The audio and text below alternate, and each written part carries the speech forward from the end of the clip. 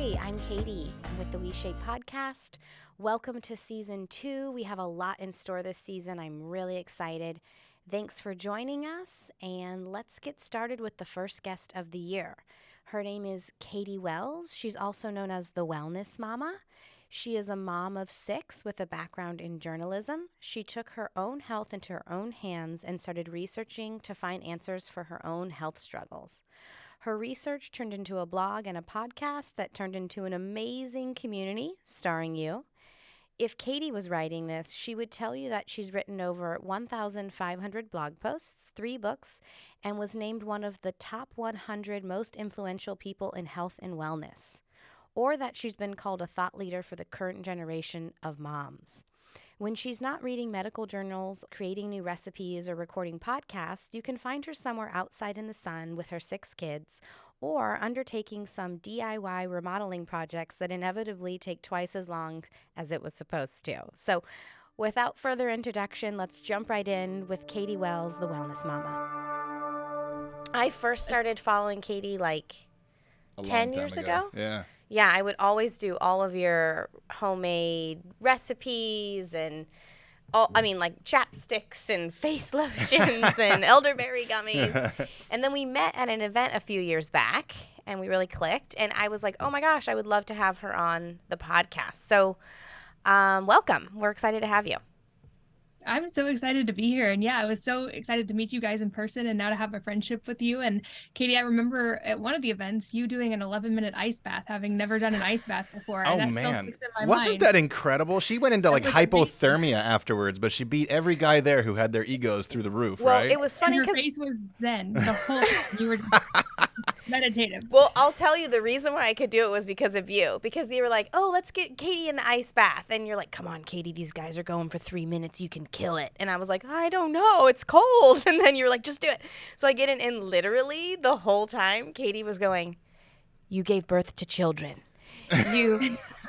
This is way easy compared to labor. Like, she was just in my ear, and then I was like, okay, she's right. I could just stay in here. I was impressed by that too. I mean, for context for the people listening, like there was a bunch of biohacker type people there, and they were going in for 6, 7, 8 minutes, and then you went in for 11, and you didn't even do ice baths at the time, and I was just like, whoa. I do them now, though. Yeah, Actually, we that's got true. a cold plunge. So thank you for your encouragement. Yeah. That's awesome to hear. Yeah. All right. Well, I sent over a list of topics that I'm very interested to talk to you about. You know, in our space, we've both been in our own way in the alternative health space, and I think that We Shape has taken a different direction than our previous companies. And I just am so excited to talk with you about some of this content because, first of all, like I'd be talking to you about this even if we met up at an event today. So, it's just interesting stuff to kind of cover. So one of the things I wanted to kind of cover is like maybe you could share a little bit about your journey because like I know you, but for our listeners who don't know you, maybe share a little bit about your journey, and we'll start from there. And I'm particularly interested in the last couple of years because I know we haven't had a chance to hang out for a little while, and you just look like you're glowing so much more right now. So yeah. Anyways, I just wanted to just mention that. So take it away. Oh, thank you. Yeah, I'll do the short version of the early story that started Wellness Mama, and then kind of the more relevant one will be the last couple of years, like you said, Tyler. So, you often in health, I found this with many people in our space, we get into health trying to figure out what's wrong with us. And then when we get better, we want to be able to share that message. And for me, it was very much that way where with my first child, that pregnancy sort of launched me into autoimmune disease. But in the beginning, I didn't know what it was. I just knew I was having all these crazy symptoms. I was being told by doctors, those things are normal postpartum. Like, don't worry about it. Just try to get more sleep. And it ended up being an 8-year-long process of finally finding doctors, getting diagnosed with Hashimoto's, which is now in remission. But it was just this whole long arc. And I realized how alone I felt in that journey and how there weren't that many resources at the time. And with my background in journalism, I turned a lot to research to figuring out my own answers when I felt like traditional medicine failed me, and then wanted to share that, especially with other women and moms, because it seemed like so many people were in a similar situation. And so that was how Wellness Mama began and how the first sort of 10 years went. And even though I was sort of making inroads with my health, for a long time, it felt like I wasn't making that much progress. And I now looking back can see all the pitfalls I kind of got sucked into, but it was maybe like a solid decade of sort of deprivation and dieting and hating my body. And it wasn't until I saw my daughter see me look at myself in the mirror, and I saw it register in her eyes for the first time, that the way I was looking at myself, and probably occur to her for the first time to be critical of her own body, that I was like, no matter what it takes, I have to resolve this. And until that point, even living by the spreadsheets and taking every supplement and seeing every doctor, I was seeing marginal improvements in my labs, but I wasn't able to lose weight. My hair was falling out. My sleep wasn't great. And so that was really when the sort of like phase 2 of my health journey began. Before you jump into phase 2, like I know that you put a lot of effort into this. Like, can you give like us and the listeners like a perspective on like how much effort you were putting in and still not feeling like it was making as much of a difference as you were hoping for? Yeah, absolutely. And in fact, I think that's a critical point. I'm glad you brought it up, because now when I tell the rest of the story, it's a really stark contrast of the effort and the results and what changed. But this was something that, from a mental perspective, consumed the majority of my mental resources all the time. So looking back, I'm like, I somehow raised babies and built businesses while being consumed with that all the time. And I was so careful with my diet. I had spreadsheets of supplements. Like I said, multiple doctors were overseeing this.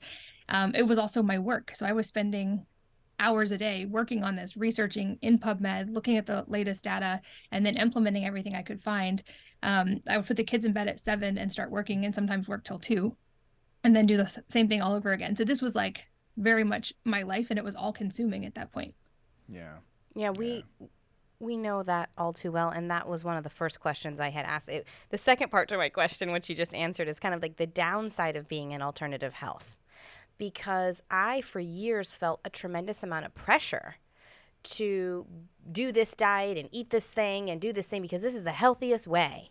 Until one day I woke up and I was like, this is kind of miserable, and I don't really feel available for this anymore.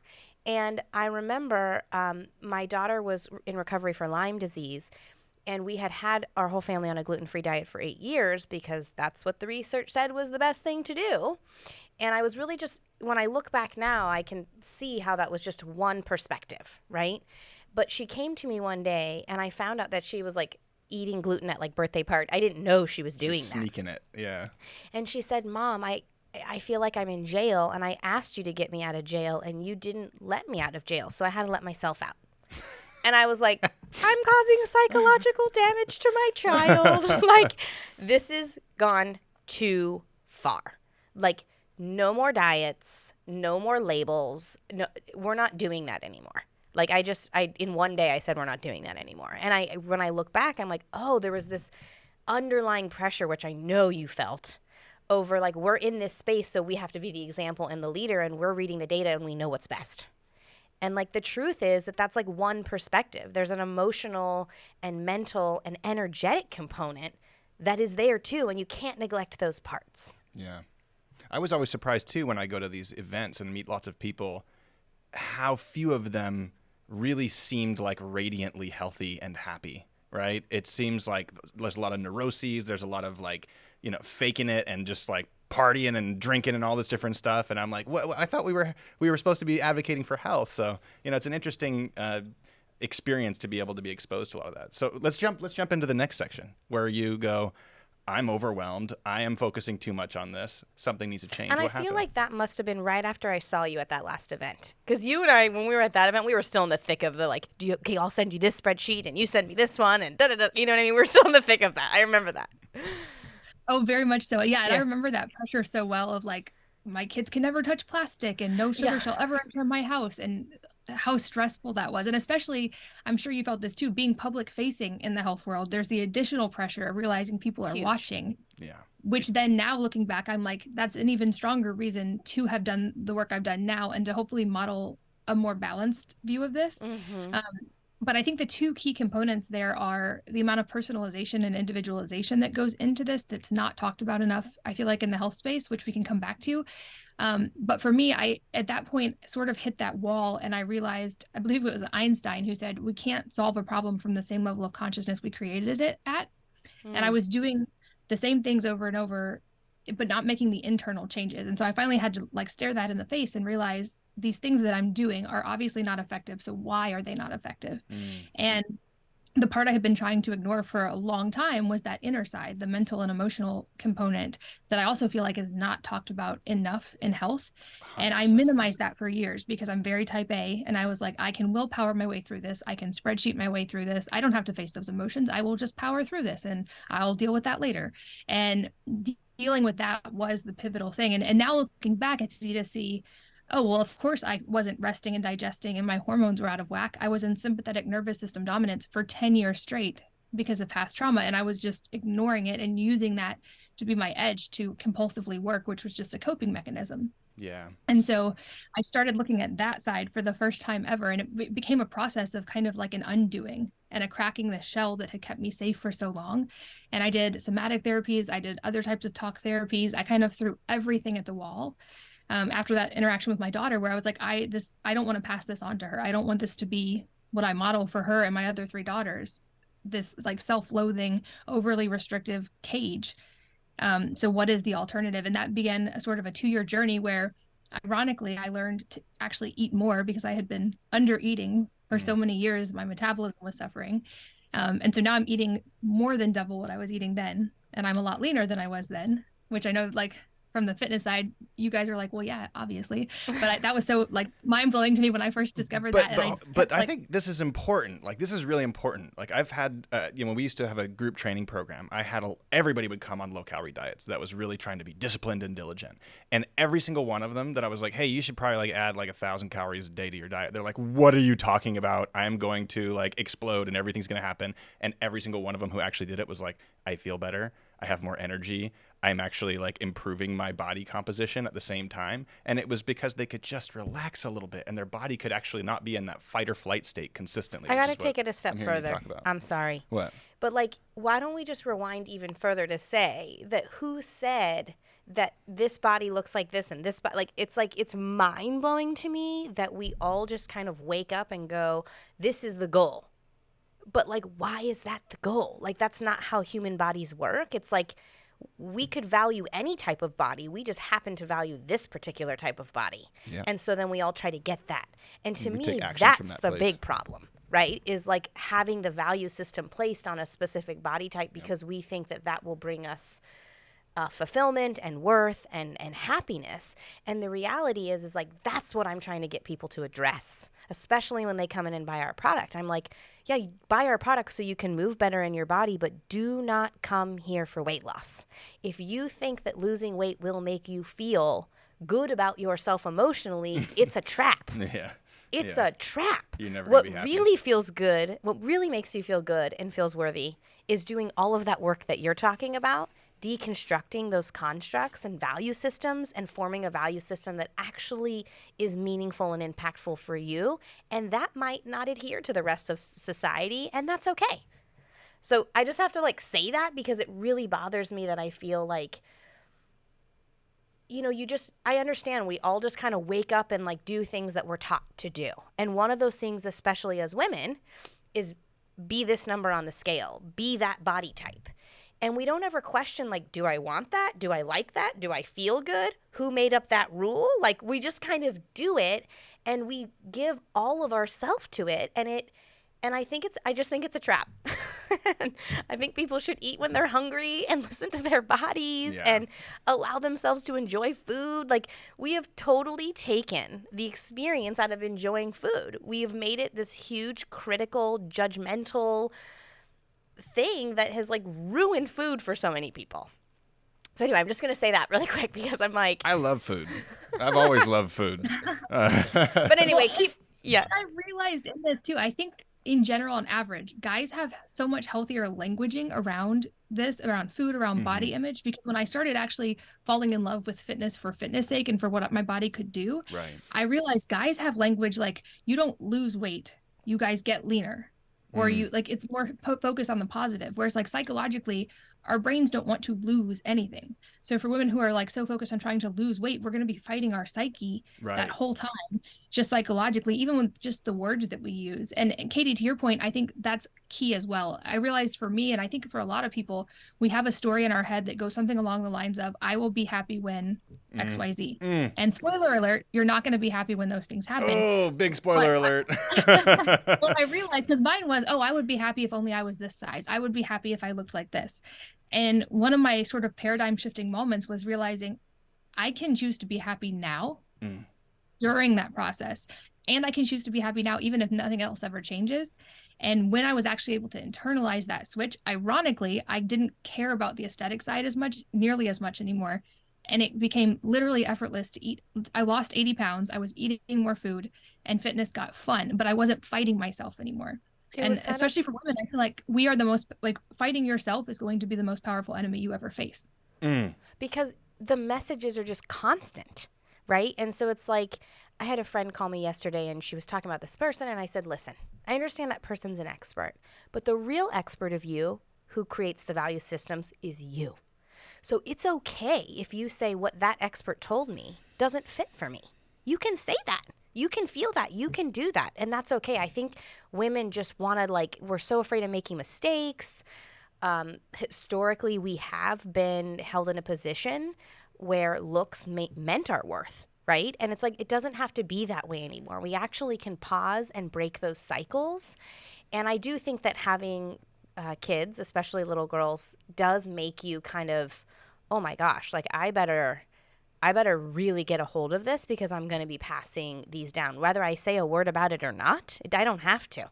They see exactly what's going on. And so, yeah, tell me more about that. But sorry, I just kind of want to interrupt. More than that, I think it's like when we judge ourselves, right? We are constantly in a focus point of change, like you said. I will be happy when, right? And if we're constantly there, then we're always looking for something outside of ourselves to make ourselves feel good.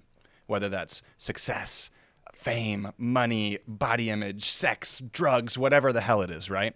And I've said this before on the show a bunch of times. I have tried a lot of those, and they don't make you any happier. And the real key is just coming to that place of recognizing that it's about learning how to love yourself. It's about learning how to take care of yourself, not judge yourself. And I think that's just so important. You really nailed that message. Like, stop saying, I'll be happy when, and say, I'm going to be happy now. If you don't practice that now, it's never going to show up, because it's hard work, right? And you have to do it at some point. So, sorry, maybe you could share with us how that kind of shook out for you. Well, it was definitely a process, and it wasn't, unfortunately, an overnight switch that just became effortless once I realized that and decided to do it. But at least the awareness of it, I started paying attention to my inner language a lot. And I think of all the things we read and see and people we talk to, the most important is the language we say to ourselves. And so I started becoming aware and shifting the things I was saying internally. Because even the questions we ask ourselves, I realized if we give our subconscious questions like, why can't I lose weight? Why is this so hard? It will answer them earnestly, like, oh, well, obviously because you've had 6 kids and you have thyroid disease. And if we shift into the positive side of that and ask our subconscious better questions, our subconscious gets to work on better questions, even while we're sleeping, even while we're doing other things. So I became very aware of my inner dialogue. You could manifest a different outcome, right? Because you're actually, your brain is operating constantly to achieve what it is that you're thinking about most of the time. Exactly. And I think it's also, to your point, sort of deconstructing those statements. Because like we talked about, not only is it false that you'll be happy when those things happen, but so instead of working towards those things, thinking for happiness, if we then shift and work on happiness, or I would say I would even put peace or joy above happiness, which, I always this time of year reread Viktor Frankl's work, Man's Search for Meaning. And he talks so much about this of when everything else is taken from us, we still have the ability to choose our own response, our own emotions. And that's like during my fast in the beginning of the year, I always reread that book because it really recenters me on that idea. One of my favorite books of all time. Katie has heard me quote Viktor Frankl ad nauseum, because I think it's so important to recognize that, like, what happens to you doesn't affect your experience of the world. What you choose your experience of the world based on what happens to you is what really affects your experience of the world. And that's such a big difference for people to realize. When something happens, you can pause and create some space and say, what do I want to do with this? And that's the freedom. One of my favorite things to do is to think about people that I've met in my life who have really well practiced that concept, and then go, not as a form of comparison, but as a form of showing my brain the possibility. I wonder what would happen if that person got put in this situation that I'm perceiving this way. And then I go, it's not a point of comparison or judgment, but it's a point of, Ooh, there's a perspective. choice. Yeah, change like the that. There's a perspective. possibility, right? It's possible. So I want to backtrack a smidge. So what were the things that you noticed yourself saying to yourself? I think with the listeners, I always want to give them something where they're sitting there going, "Oh, she said," and then they're gonna recognize it like a week from now and go, "Oh, that's what they were talking about," right? So do you have anything in particular that you had to face that was really prevalent? Yeah, it was a whole loop of inner dialogue that went along the lines of like, why is this so hard? Why is this impossible to lose weight? And then also to the self-loathing things of like, oh, I hate the way I look. And I knew my kids were perceiving that as well.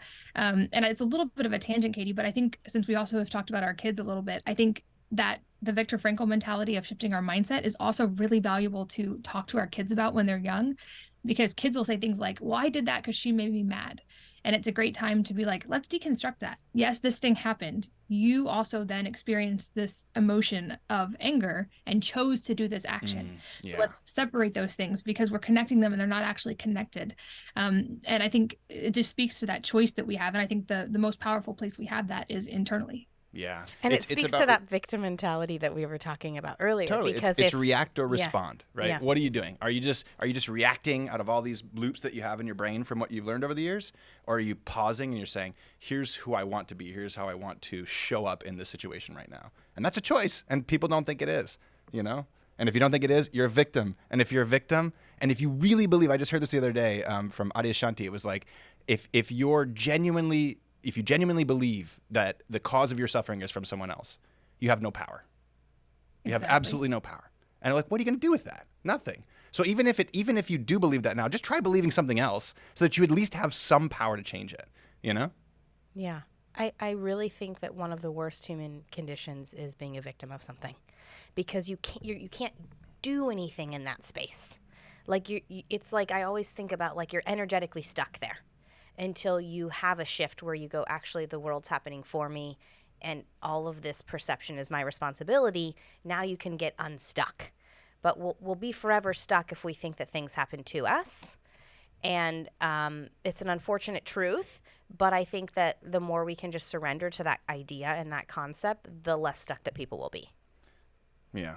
So, okay, so you've got this negative self-talk that you notice and this judgment of yourself. And I love what you mentioned was you saw your daughter see you looking at yourself. I don't even know if you were saying anything, but it's so powerful. There's so much that's perceived beyond what we think, like in terms of words and stuff. And you just knew it. You were like, oh, crap.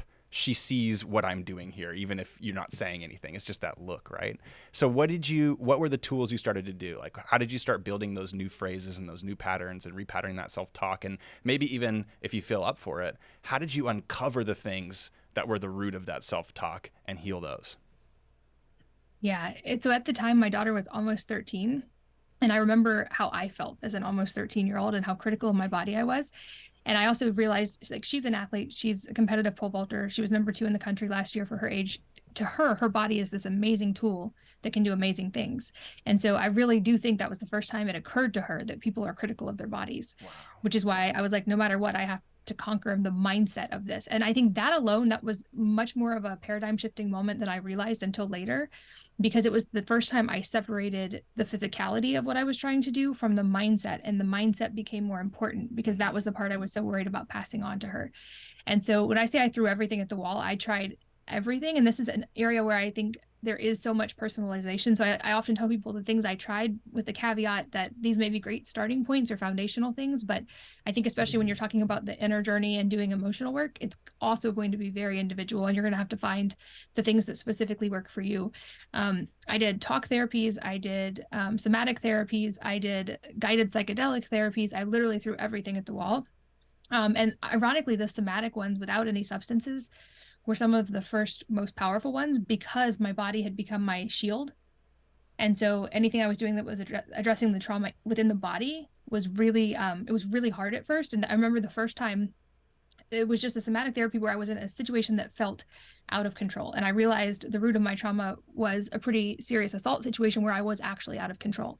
And it was the first time I had let myself feel out of control since that moment, because I vowed I will never be helpless again. And so I had to stare that emotion in the face. And I also realized I had not, since that moment, I had not cried. I had not I had never yelled at my kids. in over 10 years of having kids, I had never, not once yelled. Like I had locked down emotion and I was really good at it. And that was the first time I let emotion come through again. And literally after that experience, I shook for 3 or 4 hours, like how you would see an animal that almost got killed in nature. And then like that adrenaline shake, it happened for hours after. And that was also really cemented for me, like, oh, not only is the inner emotional side important, it could be the most important part. And ironically, when I shifted to focusing on that side, the next day I had lost like almost 8 pounds, which is not technically possible, except for it was probably stress weight. And like literally the idea the body keeps the score, like that was stuff I had held locked down in my body for so long. And I shifted my focus from trying to like punish myself into being thinner or smaller into like really nourishing myself and working with therapists to repattern my relationship, my inner voice, but also my relationship with food, my relationship with lifestyle. And like Katie, we talked about earlier, not being so obsessive about everything and actually learning to sort of listen to my body again, or even feel my body again. And around that time, I read a quote that I had written on my bathroom mirror for a long time that said, "I said to my body, I want to be your friend." And it responded, "I've been waiting your whole life for this." I feel like that was sort of that phase of that journey for me, was like learning how to actually be connected to my body again. How much of our lives do we spend upset about the one thing that we live in, right? It's so crazy to me. We look at it, and instead of having appreciation for what it can do or what it's done for us, we just have it wrapped in judgment like crazy. Well, it's funny. So in a couple weeks, we're going to release an episode with a woman who does, she's a part of the Network Spinal Analysis group. And so there's a lot of, it's similar, I think, similar family of like the somatic work, like really working through. And Nina, she had gone to her and told her, I guess one of the things I'd really like to address is that, I really kind of like have a really readily accessibility to my emotions. And sometimes I feel like that's overwhelming for people. And so I'd really like to kind of learn how to kind of tame those emotions. And she looked at her and said, "I will absolutely not be doing that for you." Oh my God. That's exactly the opposite of what I'm trying to do. Open everybody up. She goes, "I'm trying to get people where you are. I'm actually not trying to shut your emotions down, because in our society, especially as a woman, if you're like too emotional, they're crazy, right? It's like negative. I'm gonna challenge that, because I'm gonna challenge one thing about it. I think that yes, if you're a woman and you're too emotional, crazy, but I think emotions are more accepted for women than they are for men. And I only say that because I grew up in a world as long as you don't have too many, right? So like all the messages that we're not even aware of, especially for men.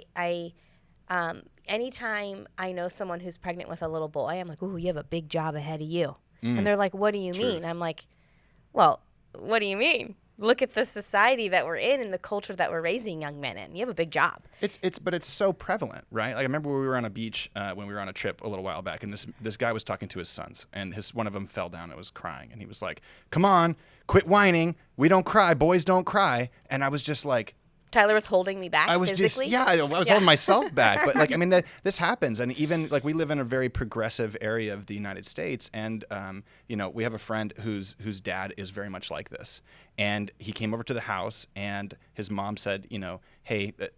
They don't live together anymore. They're not married anymore. But he said his dad said that crying's for wusses. And what do you think about that, Tyler? I said, "Well, what do you think about that?" And he's like, "Well, it just doesn't really sit right with me."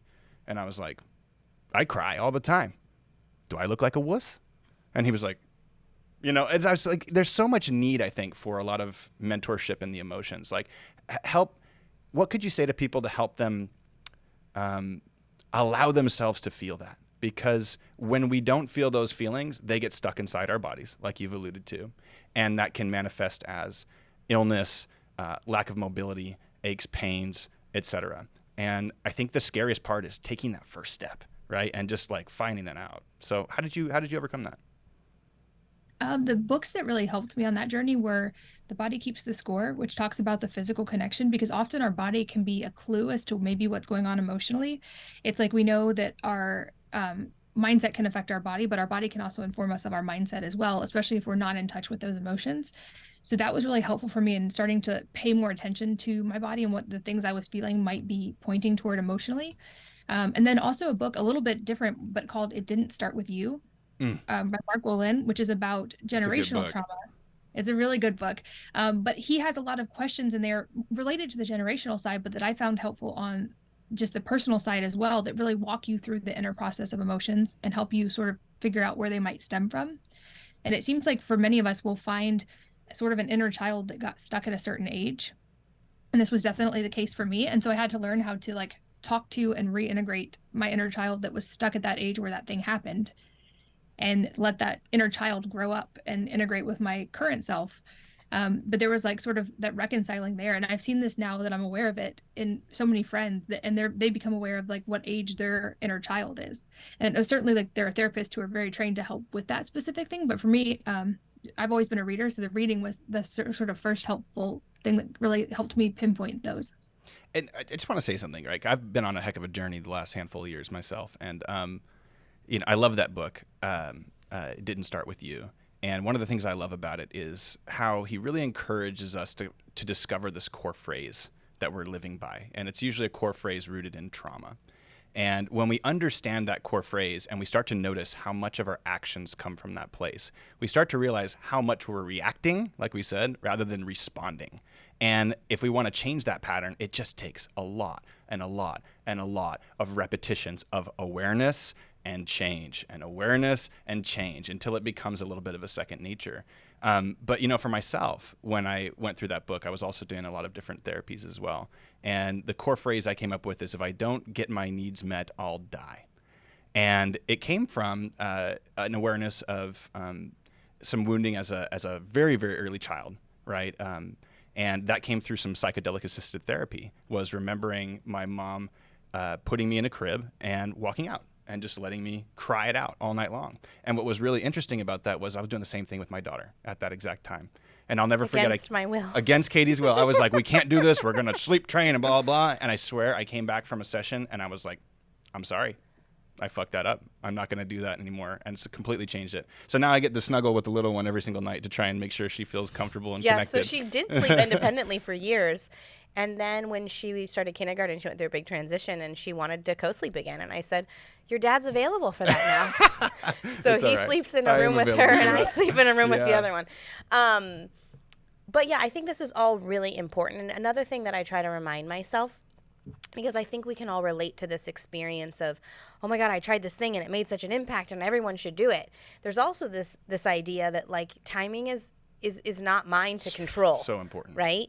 And so it's like, I just like to remind people that like giving yourself grace and what worked for Katie or for you or for myself might not work for you, and just allowing. I think the first step is like curiosity, right? Like such a big one. What serves me in my life? What's not serving me? Why is it not serving me? Kind of this like this more open, fluid expansion that's coming from a place of curiosity rather than rigidity, right? Because I'm sure you and I can relate, both being very type A and in the space that we were. I mean, the Excel spreadsheets with the supplements are just such a great example of that, is that rigidity and that definitive knowing does not create a space of curiosity.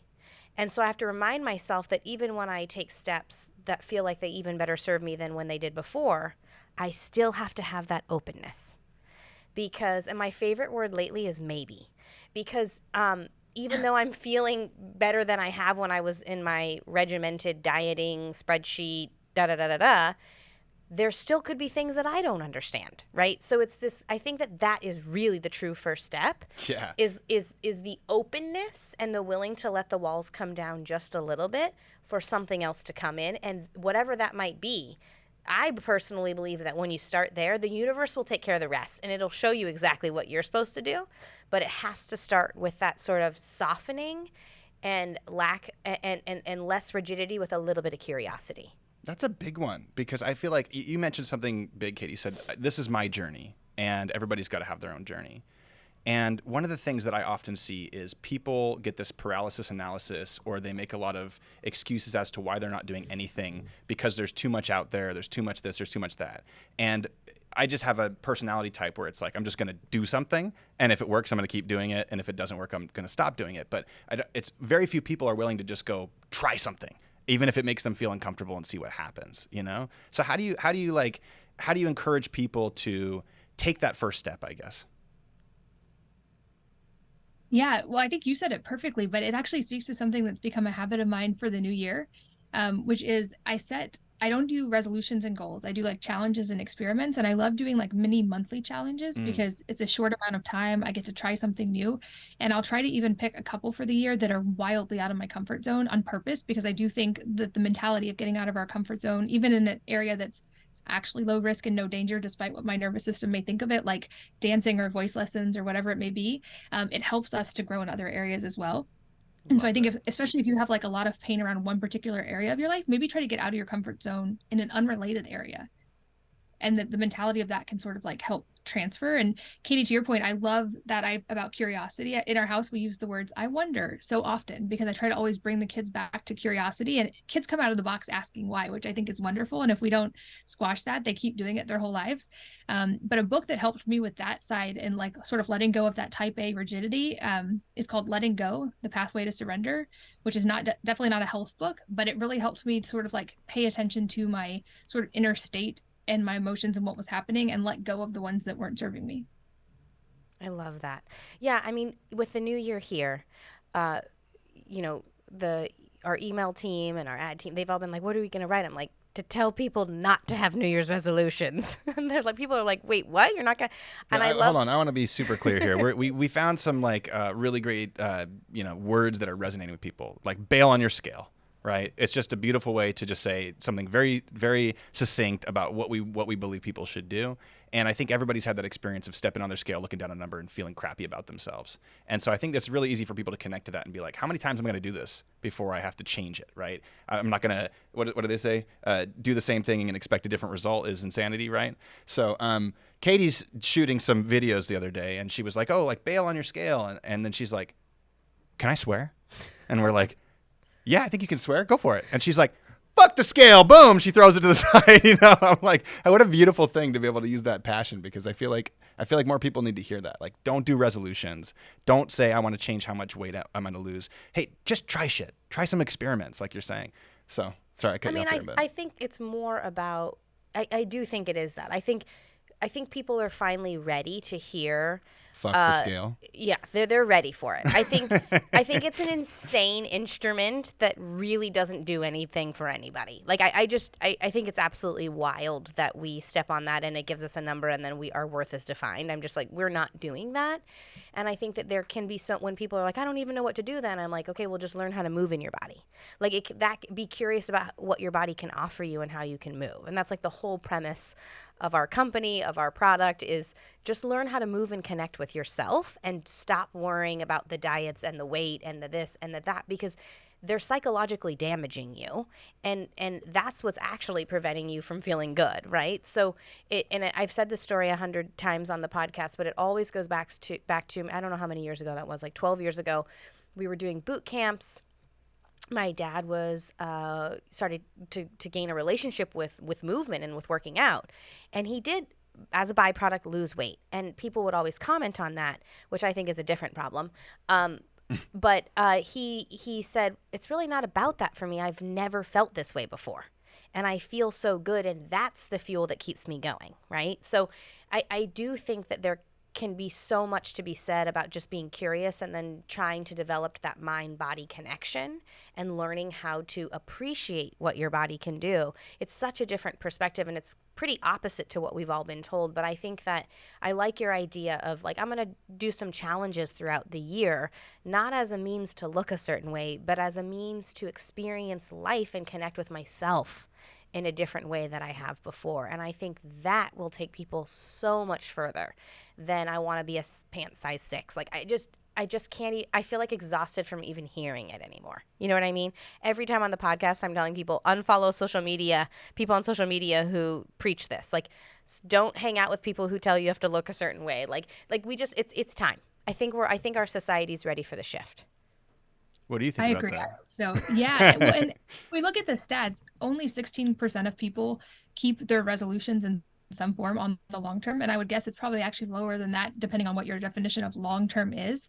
But psychologically, we're just not wired to set a goal that's a big goal and then try to commit to that for a whole year.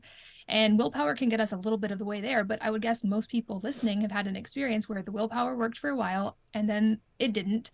And then they rebounded, because when you're fighting yourself internally or you're fighting your hormones, women know hormones will eventually win if you're not taking care of them.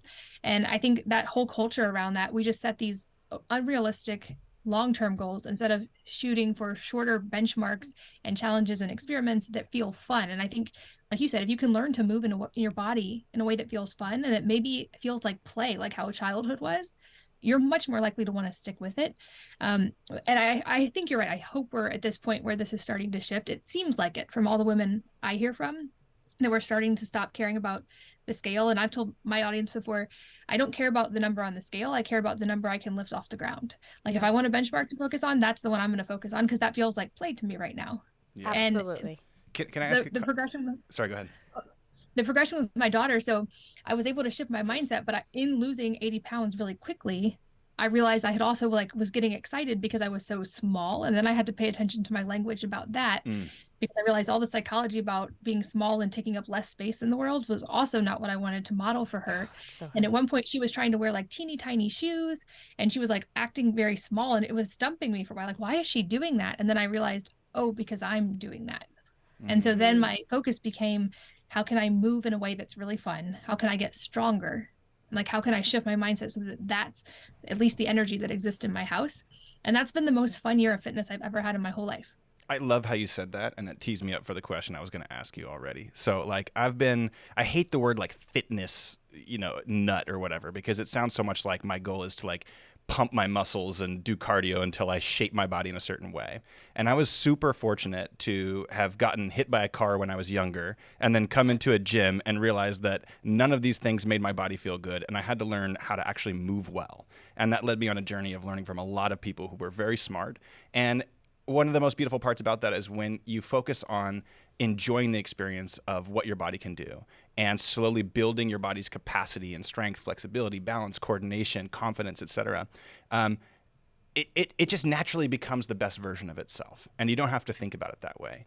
And so most people's idea of fitness is cardio, breathing heavy and sweating, and pumping muscles.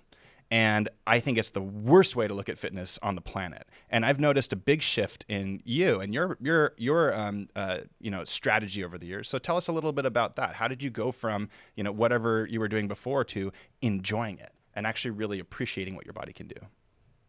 Yeah, well, thankfully my kids were great models in that. And I do think there's so much we can learn from our kids, but it was two-pronged. It was the inner shift of going from the restriction dieting culture to trying to, like, how can I most nourish my body with every single thing I put in my mouth, and realizing I was so focused on trying to lose weight that I had been drastically under eating for a decade. And so I had to sort of retrain my body how to have an appropriate response to food.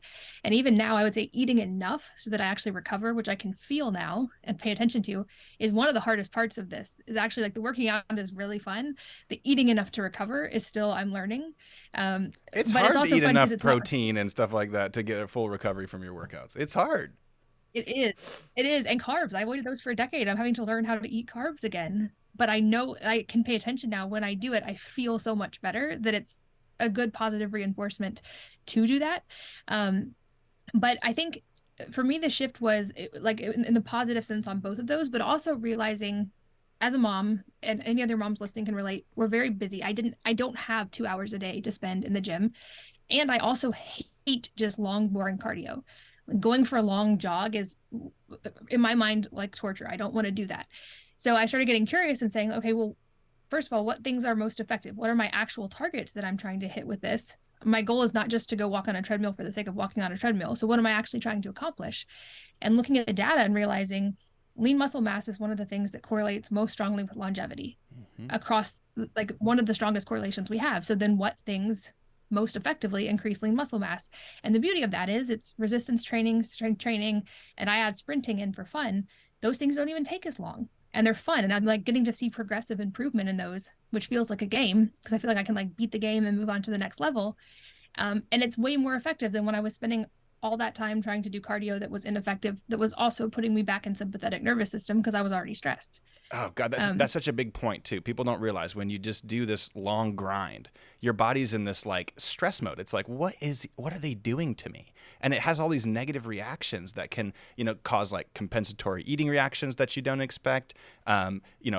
Even lack of bone density. People don't realize that whenever you're moving your body, you're sending signals to adapt however you want it to move. And so when they look at like long distance marathon runners, they go like, wow, your bone density is actually lower than we'd expect. It's almost like the same thing as a hiker where they drill holes with a toothbrush to save weight. So your bones are less dense, so you're lighter, so you can go longer, right? So at the end of the day, like I think the adaptations that happen from our fitness need to be the way we approach movement rather than like, how difficult does this feel, or how much am I sweating, or how many calories am I burning? That's the one that makes me want to just yeah. Anyways. I mean, it's funny because in the past, I've always hated exercise. I'm just going to say it. It was like, it was a form of punishment. It was like, oh, you ate that thing yesterday, so you better get on the elliptical machine, right? That was sort of my relationship with fitness. And the funny thing is I've been working out with someone for the last couple of years now, and he never pushes me to where I thought I was supposed to go, right? Like anytime I had done a program in the past, I'd be like, oh, well, if I'm not almost throwing up, then I didn't get a good workout. And the irony is I've never felt stronger, and I've never felt almost like more flexible, and like I just feel better in my body, and he's never even getting me close to that. He's just slow micro progressions. And I'm like, oh my gosh, I love this because I'm not going in the torture chamber, and I'm not using this as a form of punishment. I'm going to work out with him to say, oh my gosh, like I'm so excited to move my body today, and I don't have to worry about he's going to load the bar too much, or I'm going to have to do all these things that are going to make me feel like I'm going to throw up. I just get to enjoy the experience. And I think that, again, we're constantly coming back to this emotional cognitive shift in the way that we're perceiving what we've been told. And I think it's absolutely okay to question the things that we've been told and say, does that work for me? I was told I needed to do an hour of cardio a day. Does that work for me? Do I actually feel good when I do that? And then again, if the answer is no, shift to curiosity, right? Like, what is something that I could enjoy? It doesn't have to be what you were told, right? We can question that and do it a different way. And so I really appreciate the idea around we can connect with working out and exercise and fitness in a way that is actually enjoyable. That's possible. People are always fascinated when I'm like, exercise isn't punishment, right? They're like, wait, what? But I ate that thing. And I'm like, no, that's like psychologically so messed up. How do women overcome this? Like, I just, having been a trainer a long time ago, that was just such a common thing. It was like once you could convince somebody to start doing some strength training, the next thing that happens is their muscles get sore, and they relate that to being bulky, and then they abandon ship and want to go do cardio again. So like, how do you? You guys have done good testimony, so I appreciate that. I think women need to hear that. I feel like for me, I literally just had to stop and say, when I really sit with this methodology, does it really bring me fulfillment? And the answer was, hell no, it does not. And so I had to be willing to say, people are going to tell me this, and society's going to hold this expectation for me, but I know the end result. And so if I want a different result, I'm going to have to be okay to stand up to that and say no. So that's how it was for me. I just had to deeply sit with, does this actually serve me? Yeah. To be obsessive, to be restrictive, to try to reach a body type. I actually wrote an email about this the other day. There was one time where I actually met a number on a scale that I felt like society would have been really excited about. Like my 90s heroin chic cognitive state of mind was really excited about it. And it was after I had broken up with an old boyfriend, and I was on a puddle on the floor. And starving yourself and I was jogging all day. No, it wasn't even that. It was that I was just so stressed. And anyway, I remember thinking the number is getting to where I want it to go, but I had never been more miserable in my entire life. I was like, this is a huge wake-up call that this has nothing to do with that. And I just remember thinking, everyone would be like, oh my gosh, you're finally making it. And I'm like, but I was absolutely miserable. And so I think it really does just start with recognizing and asking yourself, am I doing this because it actually truly brings me joy and fulfillment and satisfaction? Or am I doing this because this is what I was trained to do, and when I sit with it, it actually doesn't serve me? And then from there go, I'm going to get curious about another way. Yeah, that's good. And you sound like you went to the statistics a little bit and discovered that, wait, lean muscle mass means growing older. Strength means staying healthy as you grow older, you know? Well, and I definitely had that story of like, I don't want to get bulky. And I still battled that early on because I was like afraid, and now it's laughable, but I was afraid I was going to like wake up and look like a bodybuilder. And now working this much for fun and loving it, I'm like, that's laughable to think that I thought I was going to get bulky from accidentally lifting weights, because I know Right. how hard I'm working now. Yeah. And I'm not getting bulky. And now I'm annoyed. I'm like, why can't I get my muscles stronger faster? But I think women got the short end of the stick on this. I don't even know where this idea came from, that if we don't just do like cardio and Pilates and light weights, we're going to get bulky. But at least for me, the opposite has been true. Like, I've been getting leaner the stronger I get. And if it's encouraging to any women, like I have lifts now that are over 400 pounds, and I am not in any way bulky. Like, if anything, I wish I looked stronger.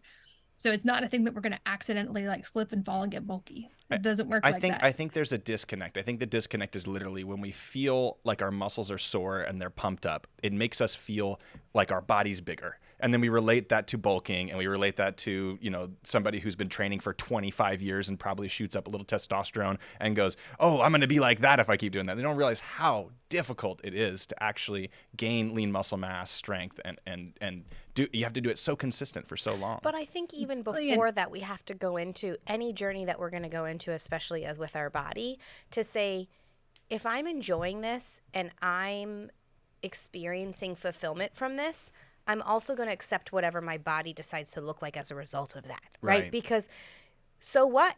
Like, who? Like, it's like I start to get really triggered by all of the expectations on women. Oh, you can be thin, but you can't be too thin. Oh, you can get muscle, but you can't have too much muscle. You could do. It's like, oh my God, I just don't even. I'm just like literally removing myself from that, because I can't even. And I don't actually want to participate in being in that for other women either. I'm like, okay, yeah, we're afraid of getting bulky, but why?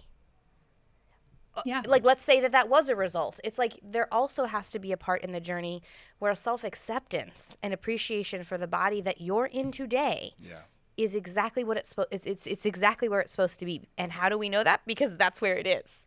And so this idea of like, well, let me make sure I do this, but not too much, or this, but not too that. It's like, I just want to give women permission to just say, do what feels good for you, what really truly feels good for you, and don't worry about what other people say or think. And I know that that's really, really easier said than done, but I think if we start talking about it and offering each other permission, I think that women are very powerful beings on this planet, and I think if we can collectively come together and offer one another that type of permission, a lot of things can shift. I also want to point out that the weight loss industry in 2022 was worth $3.2 billion.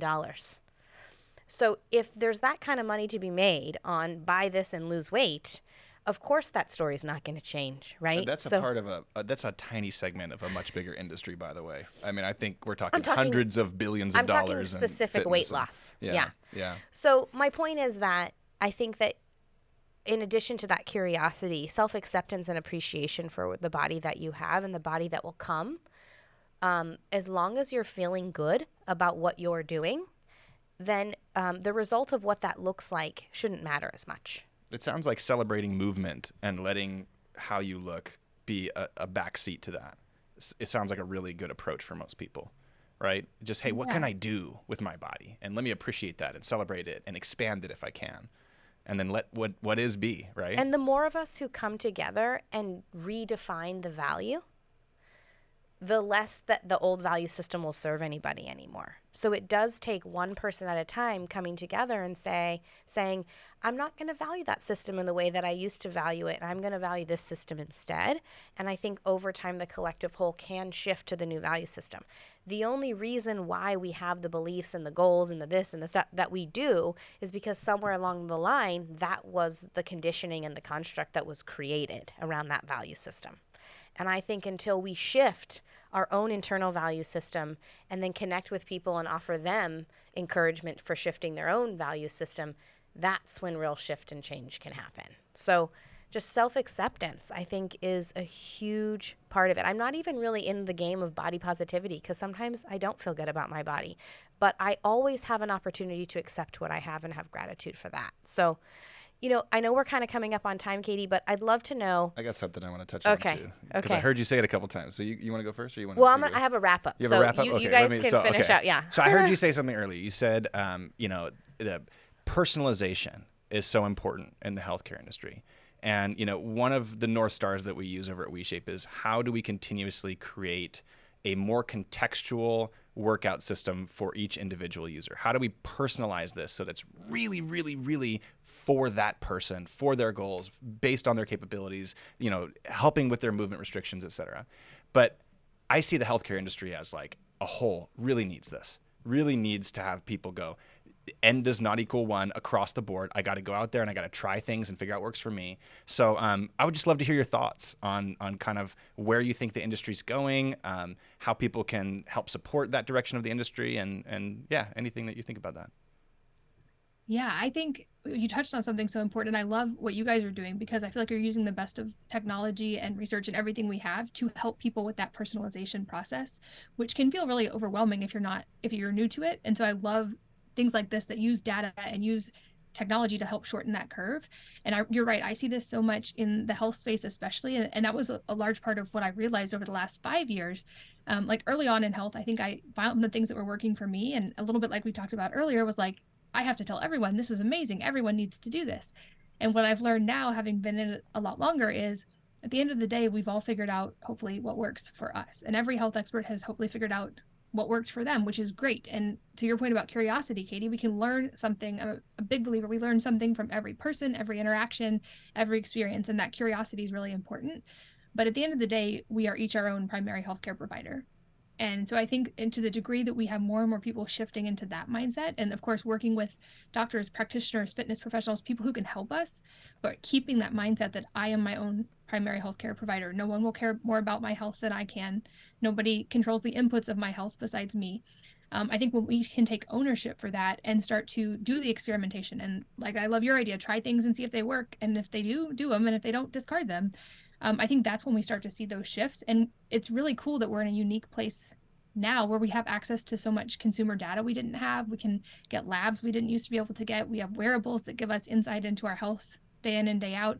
And we have the ability to do all kinds of different new movements and diets and everything from home without even fancy equipment. Like, I know we have more access than we've ever had. And I think the part that's catching up hopefully is the mindset side, and people stepping into that, being their own primary healthcare provider. I think that's so huge. That's such a mic drop, because I don't know about you, but most of the people I know with their parents' generation is like, the doctor is God and whatever they say is the truth. And my doctor said this and that means I have to do that. And that's just you're giving away so much of your personal power to someone who spent like 5 minutes with you, probably had very little education in some of the things that you might need support and help with. Because like you said, it's not just nutrition. It's not just what supplements you're taking. It's how you think about yourself. It's the words you use in your mind. It's your emotional spectrum and your ability to feel those. It's healing trauma. It's moving your body and getting connected to your body. It's finding things that bring you joy and happiness. And like, all those things really matter. Yeah, I think your own internal truth. I actually read an article the other day about how many physicians minimize women's complaints when they come in. It's actually pretty disturbing. And so it's to your point, Katie, it's just that dynamic of giving yourself permission to trust your inner voice over anyone else's. And I think that I've had my own experience with this a number of times where my intuition was like, no. And then like the expert or this person was, even when I got pregnant with Macy, I was like, oh, I'm pregnant. And my doctor was like, okay, I'll run a blood panel on you. And he was like, oh, you're not. And I was like, ooh, I am. And then he was like, okay. And then like 3 days later, I had a positive pregnancy test. And then luckily I have a phenomenal family physician. You know what he said to me? He said, I will never question your intuition again, Katie. Thank you for calling and letting me know. But that's what don't you think we're taught to do this? We're taught to ignore that intuition. We're taught to say, like you said, I think you said it earlier on, like, I'm going to will my way through this, right? And it's like so many people get now, I'm going to will my way through this. They don't realize they're not listening. They're not listening to, hey, I need more rest. Hey, I'm showing up out of this way because I feel like there's a wound in my soul, and I don't love myself all the way, right? And when we start examining those deeper things is when we can see meaningful changes that are easier. I think they flow a lot more. Yeah, I agree. And I think that, again, I think, it's just giving yourself permission to say the voice that's inside, it's okay to listen to that. And it's okay if you don't hear it right away, because it takes a long time. I actually think it's a lifetime journey that we all embark on as human beings to listen to that inner voice. And I think there are different populations of people who have had that voice really taken away more than others, right?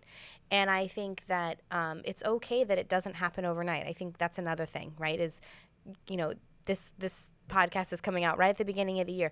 You're not going to change overnight. It's okay that these meaningful things take a little bit of time, and that it's a slow progression. But I think connecting with yourself and being open to listening to that voice regardless of what society says, and then being curious, might be a really phenomenal way to set an intention as we go into the new year. Regardless of where someone is on their journey, right? You could be really in the thick of your journey, and being reminded to come back to that inner voice and giving yourself permission to be curious will always serve you. I think certainty is a sign that you're not in a growth mindset, right? The moment we're certain, right? I just think about my own journey where I go like, I peel back a layer of the onion and I go like, wow, I can't believe I was that person before. And then I peel back another layer and I go, wow, I can't believe I was that person before. And you do that a couple times and you start to go, well, then who I am right now is somebody that, a handful of years from now, I'm going to be like, I can't believe I was that person. So you might as well just enjoy the ride a little bit more. I don't know. Yeah. Well, I think, go ahead, Katie. I fully agree. I love that. It's actually something, as I started noticing that pattern, I started doing it intentionally. So that's another one of my New Year activities that I do this first week of the year, is I make a list of everything I think I know with certainty is true. And then throughout the course of the year, I will challenge myself on each of those by reading things with alternative viewpoints on purpose, with the idea that if I'm right about that, I'm only learning and getting hopefully empathy for people who understand it in a different way. And so I'm just getting perspective. But if I'm not right about those things, it's a really good thing to know. And so I've sort of dismantled a lot of things that I used to be very certain about through that process. That. I love your willingness to examine something that you maybe believe isn't true and just give it a shot, right? Again, I think that goes back to people just get so locked into whatever they're doing right now. They don't give themselves permission to try something different. And that's such a key to continuous growth. It's just trying stuff. And a clue, if you are like, oh, I'm not certain of anything. If you get triggered by something, that's coming from a place of certainty. So that's your first clue. I was reading a book recently, and they had a recommendation for this book called Food is Not Medicine. And I was like, damn it, I'm going to have to buy that now, because I do think food is a really healing thing. And so now I have to challenge my own belief system. I haven't read it yet, but it's there. It's on the pile. Well, before we go, I want to say thank you so much, Katie, for joining us today. It's so nice to connect with you. It's been a long time. I don't think we've seen each other since before the pandemic. And also, I have to say that we didn't mention that Katie has a whole line. Her company's called Wellness, and we use her products every day in our house, and they're absolutely phenomenal. So give us, is the website just wellness.com? Yeah, wellness. It's so wellness with an E on the end.com. And your dry shampoo is my favorite. I just used it yesterday. Oh. I love it. So thank you again, Katie, and we're wishing you a wonderful 2023, and hopefully we can connect again soon. Yeah, it's so wonderful to see your face, and hopefully I'll see you in person this year. Yes, awesome. That would be wonderful. Take good care. We'll see you soon. Katie. Bye. Bye. Cool. It was so good to see you. Thanks for chatting it up. Good to see you guys too. Zoom made this a lot easier, and I realized if we were trying to fly out right now, I would probably be snuck in a snowstorm. Every flight's gotten canceled. Oh man, yeah. Once we got the Zoom going, I was like, oh, this is going to open up a lot more doors. Asking Katie to travel and arrange for that's just too much. So I'm like, yay, I'm so excited we can do Zoom. How much time do your kids have off school? Oh, are they home? Are you still homeschooling? Mm-hmm. Oh, you are? Yes. We'll be off until about the 4th, I think. Oh, okay. Yeah. Do you guys have any plans for the next couple weeks? Not really, just time at home, which I'm very much looking forward to. The week between Christmas and New Year is the week of the year that I let myself, and I'm intentionally very lazy because I pretty much never watch TV. And so that, for me, if I start a series, it's an open loop, and I'm just ADHD enough that I have to then finish it. Yeah. So I save them all for between Christmas and New Year's. And my goal is to, other than maybe the gym, I don't get out of pajamas. I watch Netflix and I hang out with the kids, and that's it. That's awesome. I love that. She's heading out of town to go to Sedona for the week. My friend, So- friend, every other year, her ex has her kids for the week. And so every other year we try to like go away for 5 days.